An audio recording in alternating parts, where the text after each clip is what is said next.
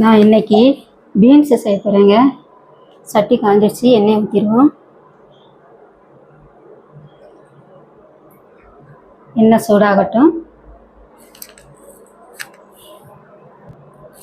எண்ணெய் சூடாயிடுச்சு, கடுகு போட்டுருவோம். கடுகு உளுந்து வெடிக்கட்டும். கடுகு உளுந்து வெடிச்சுட்டு கருவேப்பிலை போட்டுருவோம். கருவேப்பிலை போட்டு பீன்ஸை போட்டு தட்டிடுவோம்.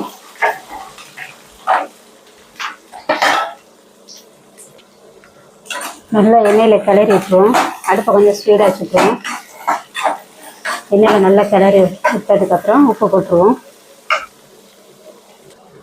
இப்போ உப்பு போட்டுருவோம். தேவையான அளவு உப்பு போட்டு நல்லா கிளறி விட்டுருவோம்.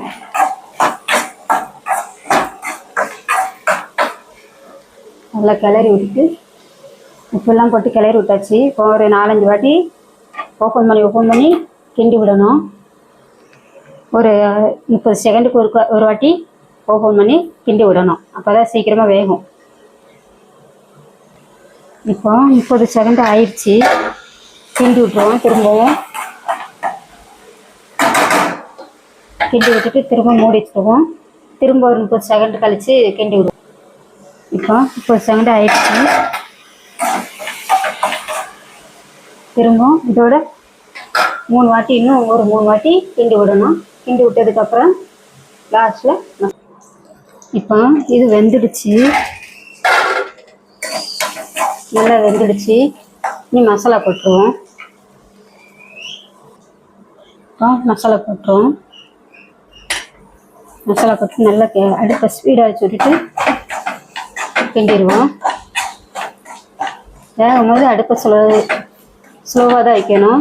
சிம்மில் தான் வச்சு வேக வைக்கணும். நல்லா கிண்டி கிளறி விட்டுட்டு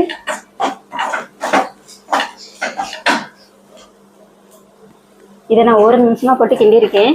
மசாலா போட்டதுக்கப்புறம் அவ்வளோதான், அடுப்பை ஆஃப் பண்ணிடுவோம். பாருங்கள், கூட்டு பொரியல் ரெடி. பீன்ஸு கூட்டு பொரியல் ரெடி. அடுப்பு ஆஃப் பண்ணியாச்சு. செஞ்சு பாருங்கள். நல்லா இருந்தால் கமெண்டில் பதில் சொல்லுங்கள்.